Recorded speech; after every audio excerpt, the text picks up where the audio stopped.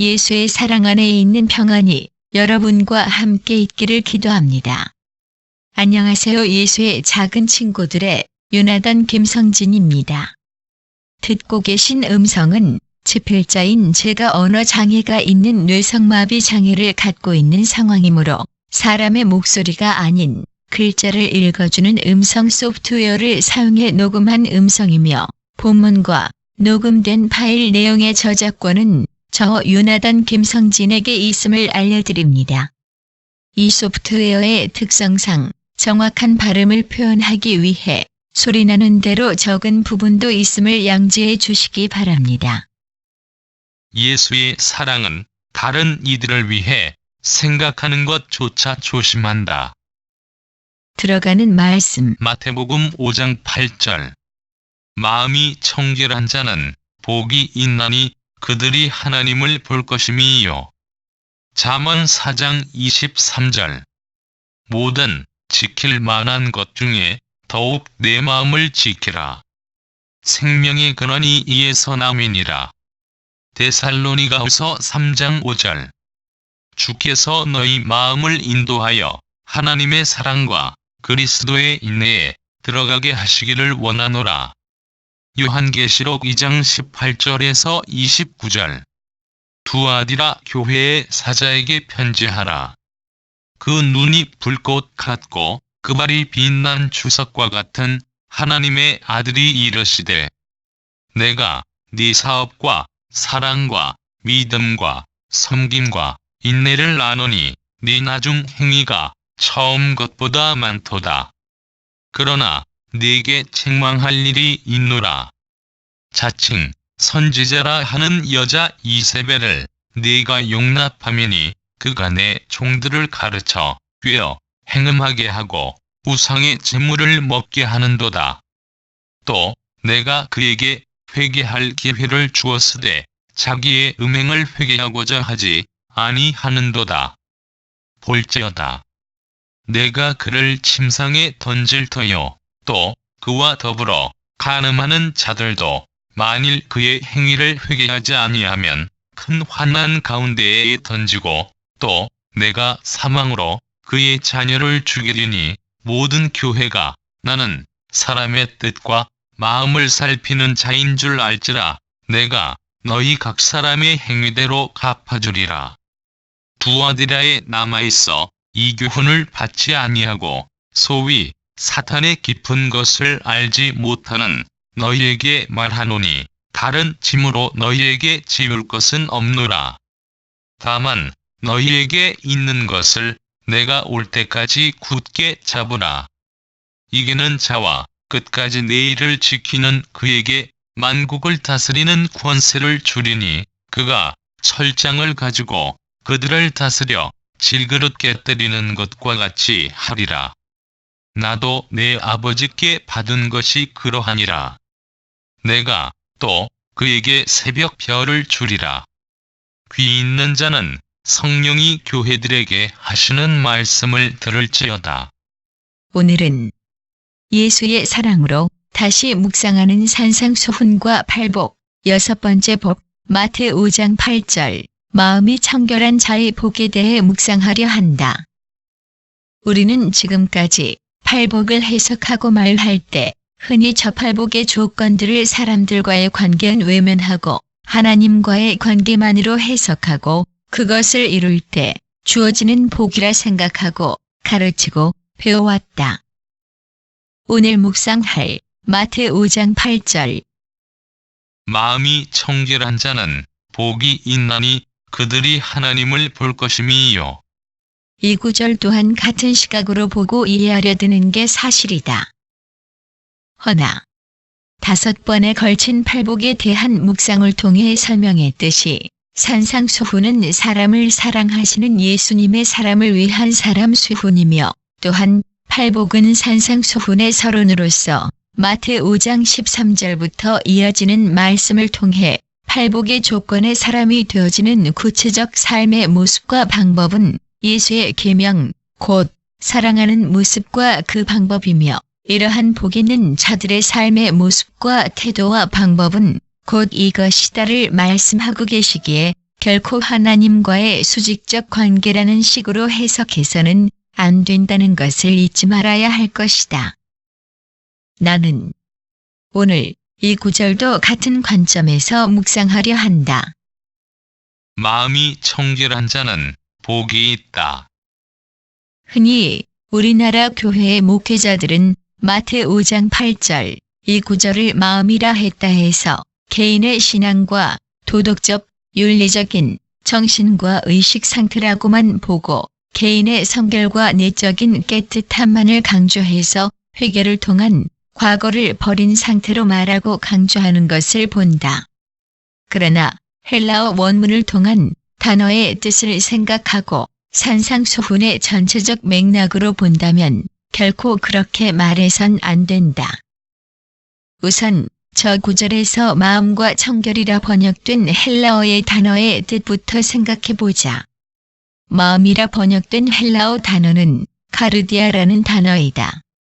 전에도 말했지만 히브리어든 헬라어든 어떤 특정 단어라 하더라도 그 단어에 들어있는 의미와 뜻은 어근과 문장에 의해서 수많은 뜻이 내포될 수 있다.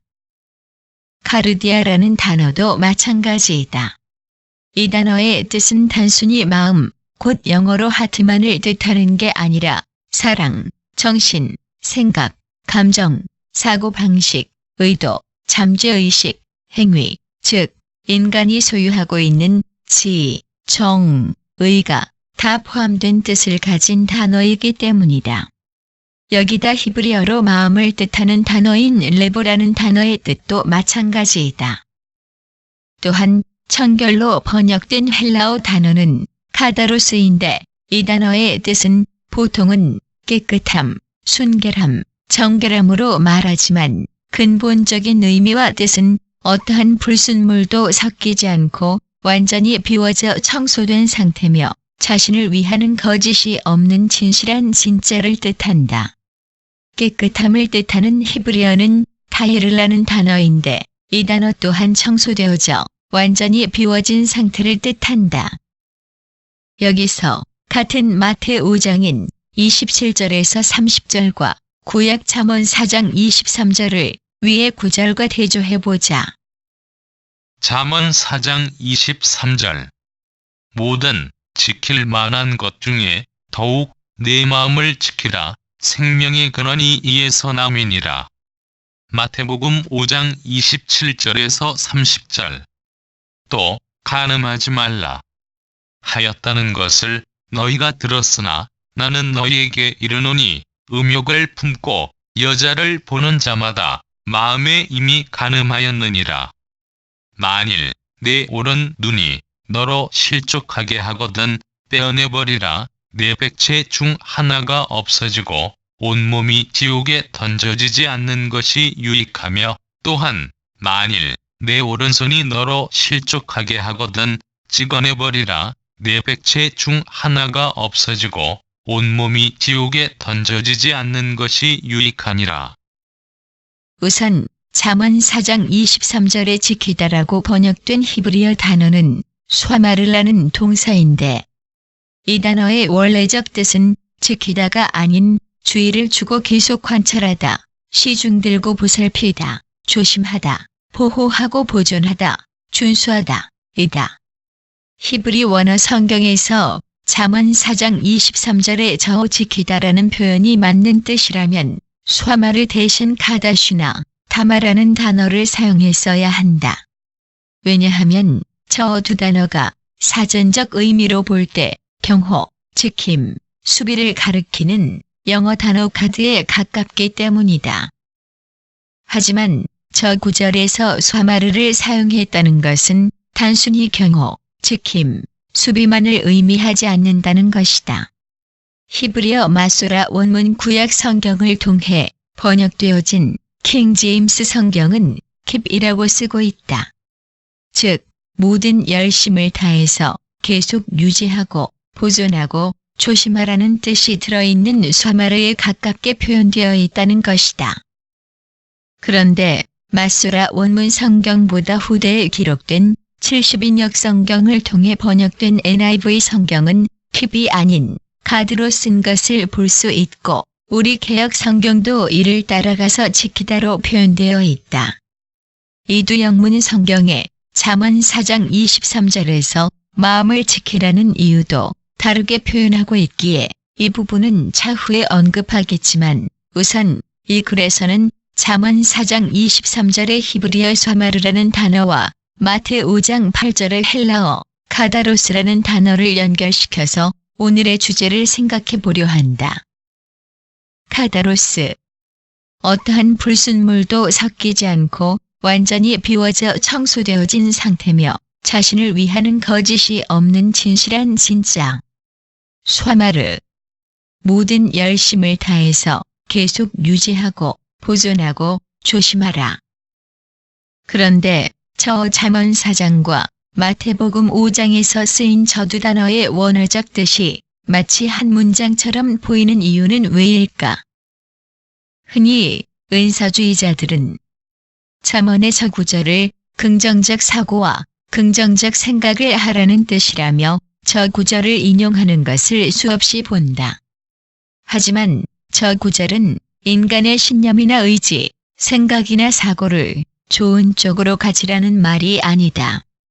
간음을 하고 살인을 한 사람이 나는 죄 없다, 나는 의롭다라고 한다고 해서 죄가 없어지고 죄인 아닌 사람이 될 수 있고 형벌을 면할 수 있는가? 그것은 자기 회피, 자기 기만, 자기 속임일 뿐 긍정이 아니다.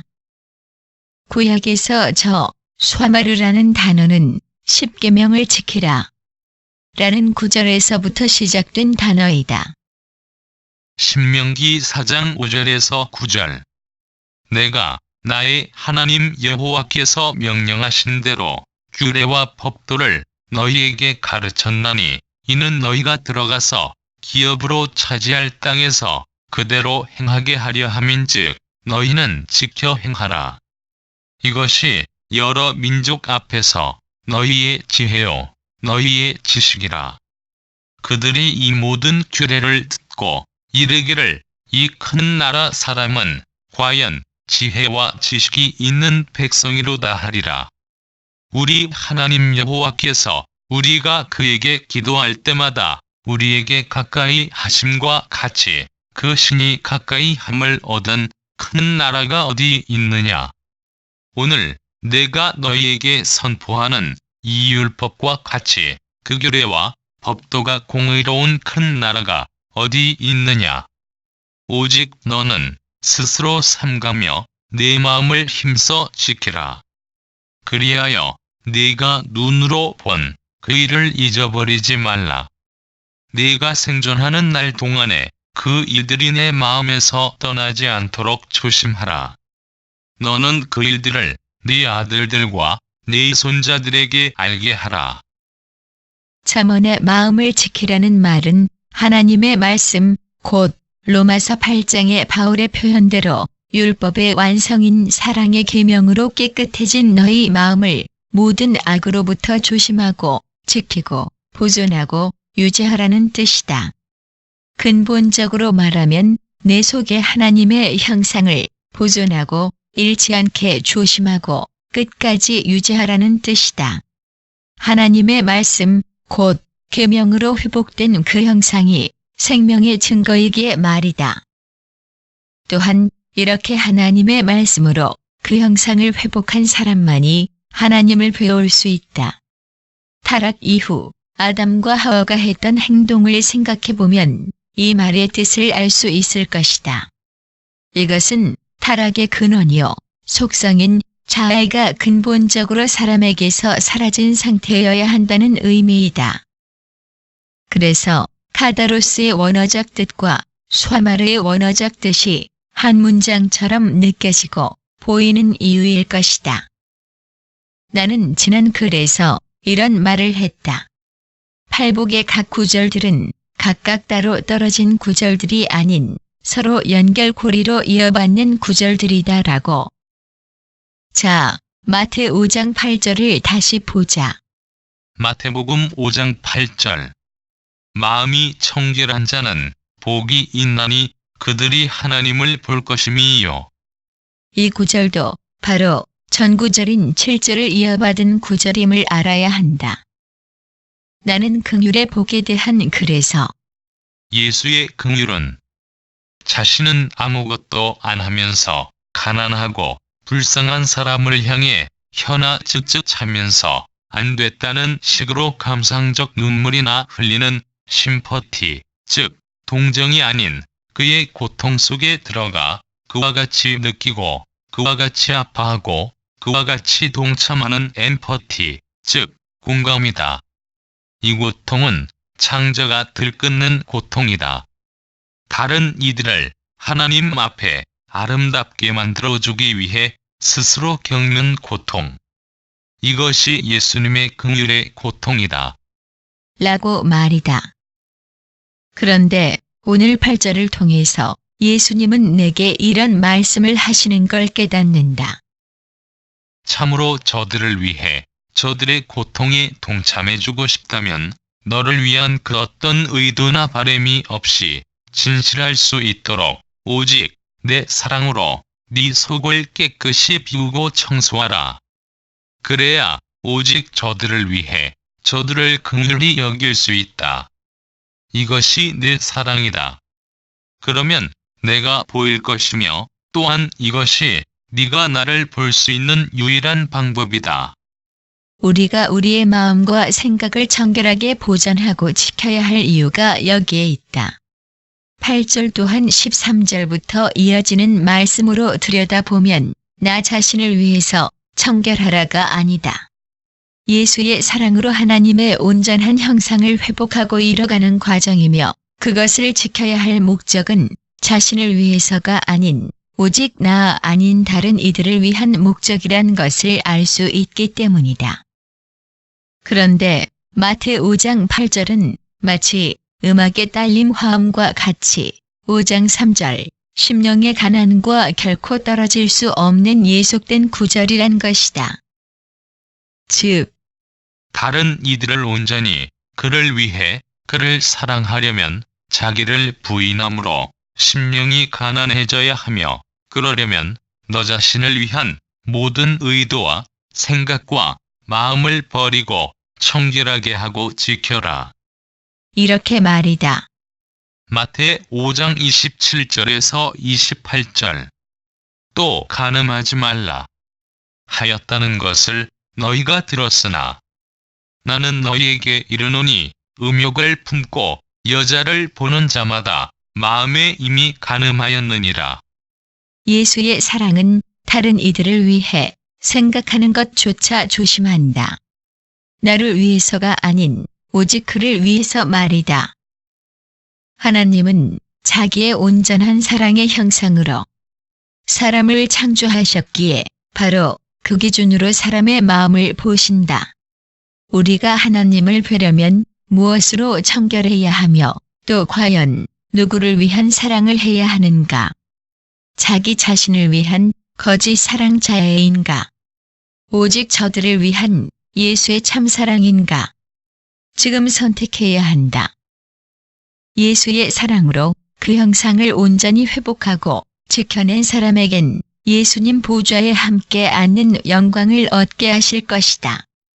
진정한 복은 우리가 예수의 사랑을 그대로 우리의 형상으로 회복하는 것이기 때문이다. 요한계시록 3장 19절에서 22절. 무릇 내가 사랑하는 자를 책망하여 징계하노니 그러므로 네가 열심을 내라 회개하라. 볼지어다 내가 문 밖에 서서 두드리노니 누구든지 내 음성을 듣고 문을 열면 내가 그에게로 들어가 그와 더불어 먹고 그는 나와 더불어 먹으리라. 이기는 그에게는 내가 내 보좌에 함께 앉게 하여 주기를 내가 이기고 아버지 보좌에 함께 앉은 것과 같이 하리라. 귀 있는 자는 성령이 교회들에게 하시는 말씀을 들을지어다. 요한복음 15장 9절에서 12절. 아버지께서 나를 사랑하신 것 같이 나도 너희를 사랑하였으니 나의 사랑 안에 거하라. 내가 아버지의 명을 지켜 그의 사랑 안에 거하는 것 같이 너희도 내 계명을 지키면 내 사랑 안에 거하리라. 내가 이것을 너희에게 이름은 내 기쁨이 너희 안에 있어 너희 기쁨을 충만하게 하려 함이라. 내 계명은 곧 내가 너희를 사랑한 것 같이 너희도 서로 사랑하라 하는 이것이니라. 아멘.